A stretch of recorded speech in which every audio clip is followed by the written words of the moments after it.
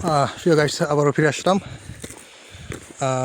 আমরা এখনও পাহাড়ের উপরে উঠতেছি, আর জানি না এই পাহাড়ের শেষ কত দূর। তো আমি আপনাদের সাথে আছি ক্যামেরাম্যান রনি, আর সামনে আমার দুটো ভাই আছে, তাদের সাথে ইটালিয়ান কিছু লোক আছে। আমরা দেখি তারা যতদূর পর্যন্ত যাবে, আমরা ঠিক ততটা পর্যন্ত যাওয়ার জন্য চেষ্টা করব।